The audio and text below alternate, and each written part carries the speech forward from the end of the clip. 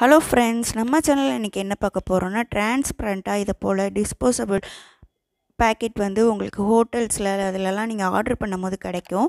அதை வந்து நீங்கள் வேஸ்ட்டாக கீழே போட்டுறாதீங்க. இதை வச்சு ஒரு ஹெல்த்தியான ஒரு லைஃப் ஸ்டைலுக்கு நம்ம இதை ரொம்பவே சூப்பராக யூஸ் பண்ணிக்கலாம். இதுக்குள்ள வந்து கீழே வந்து நம்ம ஓட்டை போட்டுக்கலாம். ஓட்டை போட்டுட்டு நமக்கு தேவையான கொஞ்சோண்டு மண் இல்லைன்னா டிஷ்யூ பேப்பர் போட்டாலுமே இந்த மாதிரி எர்ப்ஸ் எல்லாமே உங்களுக்கு வளர்ந்துடும். இப்போ வந்து நான் எப்படி வளர்த்துருக்குறேன், என்ன மெத்தடில் வளர்த்தேன் அப்படின்னு தான் காட்ட போகிறேன். இன்றைக்கி வந்து இதை போல் மண் போட்டிருக்கேன். நான் கொஞ்சம் மண் போட்டுட்டு இதில் வந்து நான் வந்து கோதுமை புல்லும் அப்புறம் வெந்தயக்கீரையும் தான் வளர்த்து வச்சுருக்கிறேன். இதோட ப்ரொசீஜர் வந்து வாங்க பார்க்கலாம். நல்ல கோதுமை வந்து நல்ல விளைஞ்ச கோதுமையாக நீங்கள் எடுத்துக்கோங்க. இது போல் நல்லா காய்ஞ்ச கோதுமை இருந்துச்சுன்னா நீங்கள் எடுத்துட்டிங்கன்னா அதை வந்து ஒரு 24 மணி நேரம் நீங்கள் ஊற போட்டுக்கோங்க. அதில் வந்து முளை வந்துடும்.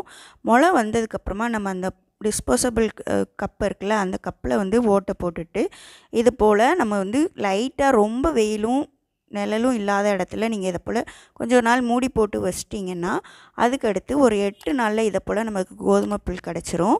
இதை வச்சு நான் என்ன செய்கிறேன்னு அடுத்த வீடியோவில் சொல்கிறேன். நீங்கள் சப்ஸ்கிரைப் பண்ணி வச்சுக்கோங்க. அடுத்ததாக பார்த்தீங்கன்னா வெந்தயம் தான் போட்டிருக்கேன். வெந்தயத்தை வந்து நம்ம ஒரு நாள் ஊற போட்டு அதுக்கப்புறமா இதை போல் போட்டாலே போதும். நமக்கு தேவையான வெந்தயக்கீரை வந்து ஒரு 7லேருந்து 8 டேஸ்க்குள்ளே நமக்கு கிடச்சிரும். நம்ம வந்து அதை அப்படியே வேரோடே பிடுங்கி நம்ம வந்து சப்பாத்தி அந்த மாதிரி ரெடி பண்ணிக்கலாம். அடுத்தடுத்த வீடியோஸில் இதோட டிஷ்ஷு போடுறேன், செக் பண்ணி பாருங்கள். நம்ம சேனலுக்கு சப்ஸ்கிரைப் பண்ணலன்னா சப்ஸ்கிரைப் பண்ணிக்கோங்க. தேங்க்யூ ஃபார் வாட்சிங். தேங்க்யூ.